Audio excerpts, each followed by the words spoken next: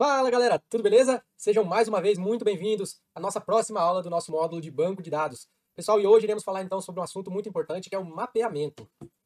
Então, pessoal, a gente já viu aí nas aulas anteriores, já discutimos bastante o nosso MER, que é o nosso modelo entidade relacionamento, né, que é aquele modelo conceitual, bem próximo às coisas, aos objetos do mundo real, e também já falamos sobre o nosso modelo relacional, que é um modelo de implementação, ou seja, é aquele que já é bem próximo ali ao nosso projeto de banco de dados, beleza?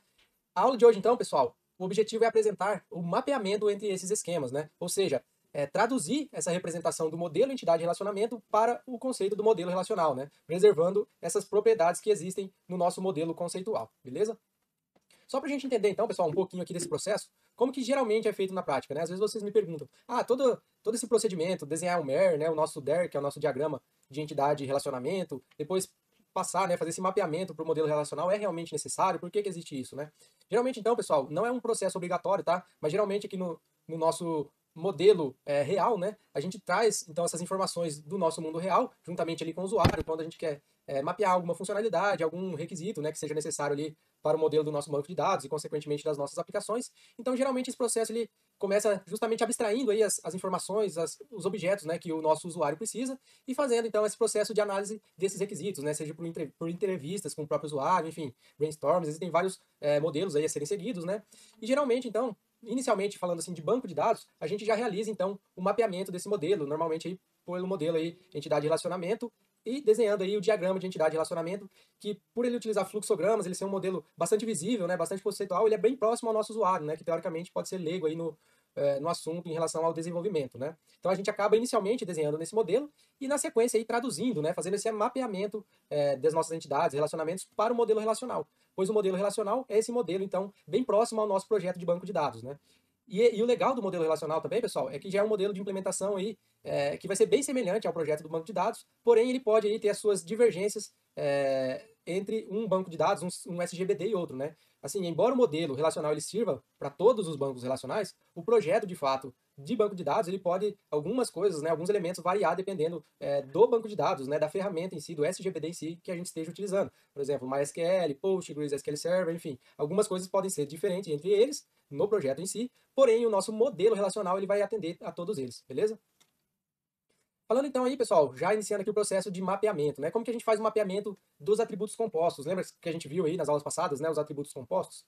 No caso desses tipos de atributos, então, a gente vai mapear sempre os atributos componente e não o atributo composto. Então vamos pegar como exemplo o nosso endereço, né? E o endereço ele pode ser dividido aí entre atributos componentes, que no caso seria a cidade, a rua, o número, o CEP e assim por diante. Então, quando formos então fazer o mapeamento deste modelo, desse MER, para o nosso modelo relacional, a gente vai então colocar nossa relação aluno com os atributos RA e nome, que são atributos do tipo simples, e os atributos do tipo composto, que no caso é o nosso endereço, a gente vai mapear então apenas os componentes, que neste caso seria cidade, rua, número e CEP. Em relação à parte de cardinalidade, pessoal, elas vão ter então uma peculiaridade ali, né, no mapeamento do modelo relacional, dependendo da nossa cardinalidade, se ela é 1 para 1, 1 para N ou N para N. No caso da cardinalidade 1 para 1, a gente tem três opções, tá, para passar do modelo entidade e relacionamento para o nosso modelo relacional. A primeira delas seria então adicionar a chave primária da entidade 1 na entidade 2 e vice-versa. Então vamos pegar aqui para ficar mais claro, né? A gente tem aqui o nosso exemplo desse DER, que é a ementa relacionada com uma disciplina, né? Essa relação é 1 para 1. A ementa a gente tem o ID e a descrição, e a disciplina também temos o ID e o nome, né? Aqui está a descrição, mas no caso aqui seria o nome, que a gente mapeou aqui no nosso modelo relacional, beleza? Então, nesse caso, a gente pode, tanto na ementa, que é o nosso E1, como na disciplina E2, mapear as respectivas chaves. Então, aqui eu posso, na ementa, colocar a chave primária da disciplina, né? Então, aqui elas seriam, olhando para a ementa, a nossa chave estrangeira de disciplina, e na disciplina, mapear a chave estrangeira de ementa, beleza? Opção 2, adicionarmos apenas a chave primária da entidade 1 na entidade 2. Nesse caso, então, adicionamos o ID da ementa na entidade da disciplina e vamos referenciar a entidade 1, que seria a ementa. Terceira opção seria adicionar a PK da entidade 2 na entidade 1, ou seja, adicionarmos o ID da disciplina na ementa, sendo então nossa chave estrangeira aqui na entidade de ementa. No caso do mapeamento cardinalidade 1 para N, como que seria feito? Nesse caso, a gente então vai adicionar a chave primária da entidade 1 na entidade 2. Neste caso, pessoal, a entidade 1 ela vai ser representada então somente pelos atributos dela mesma, ou seja, os atributos da entidade 1. A nossa entidade 2 ela vai ser então composta por quem? Pelos próprios atributos dela, mais a chave primária da entidade 1, que no caso dela vai ser uma chave estrangeira, né? e também os atributos que fazem parte do relacionamento. Vamos então olhar o nosso exemplo aqui para entender melhor. A gente tem aqui um exemplo de cliente participando de uma venda. Nesse caso, o cliente tem os atributos próprios dele, que seriam o ID e o nome, a venda teria o ID e o valor. E a data, que é um atributo do relacionamento entre cliente e a venda, ela poderia estar mapeada onde? Ela poderia estar mapeada, então, na nossa entidade 2, que seria a venda. Então, a venda vai ser composta pelos atributos próprios dela, que é o ID e o valor, mais a PK da entidade 1, que é o nosso ID do cliente, e mais os atributos do relacionamento, que no caso aqui seria a nossa data, e a entidade 1 vai ser representada somente pelos atributos dela mesma, ou seja, o cliente será composto pelo ID e pelo nome. No caso, então, pessoal, da cardinalidade, né, quando tivermos uma cardinalidade N para N, como que fica esse mapeamento? Neste caso, a entidade 1 ela vai ser representada somente pelos atributos dela mesma, ou seja, mantém-se, né, os atributos da entidade 1. A entidade 2, mesma coisa, ela vai ser representada somente pelos seus próprios e respectivos atributos, que são pertencentes à entidade 2. Por quê? Porque neste caso, pessoal, a gente vai adicionar um terceiro elemento, uma terceira tabela, que é a nosso ER, que é referente ao relacionamento entre E1 e E2. E esta tabela, essa nova tabela, a terceira tabela, ela vai ser formada, vai ser representada por quais atributos? Pela chave primária da entidade 1, que na tabela 3, nessa terceira tabela, vai ser uma foreign key da entidade 1, mais a chave primária da entidade 2, que no caso seria a nossa chave estrangeira, né, olhando para ER, a chave estrangeira de E2, e também os atributos que pertencem ao relacionamento. Resumidamente, então, nessa terceira tabela, nessa terceira entidade, a nossa chave primária vai ser representada por dois ou mais atributos, né, que seriam os atributos, a chave ou chaves primárias de E1 mais a PK2, desculpa, a PK da entidade 2, né, ou seja, a chave primária da entidade 2. Vamos então pegar um exemplo aqui, pessoal, para ficar mais claro esse mapeamento N para N, né? Então, nesse caso aqui, a gente tem uma venda que contém N produtos, né? E um produto pode participar aí, pode estar contido em várias vendas. Então, aqui na venda a gente tem o ID da venda, o ID do cliente, que não está aqui, né, mapeado nessa relação, mas temos o ID do cliente e temos o número da nota fiscal.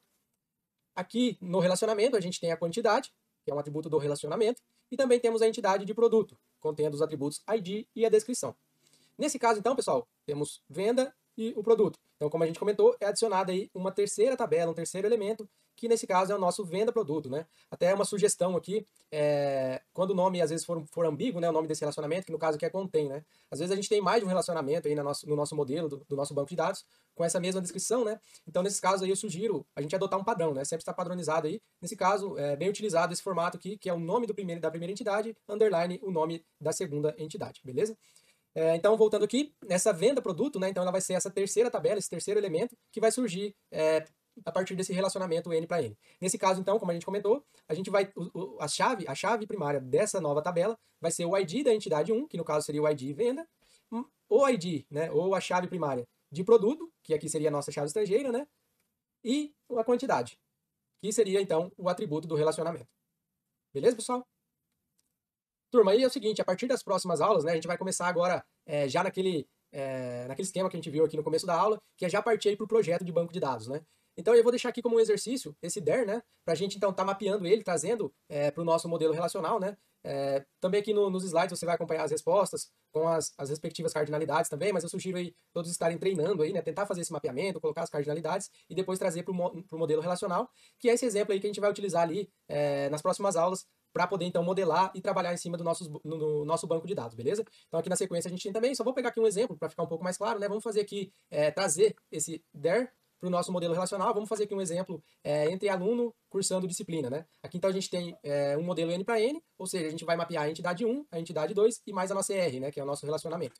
Então vamos olhar para essas três primeiras aqui então. Como que ficaria, né? Esses três no nosso modelo relacional. Aluno contendo RA, o nome, data de nascimento, a disciplina, o código, nome, quantidade de créditos e CPF do professor.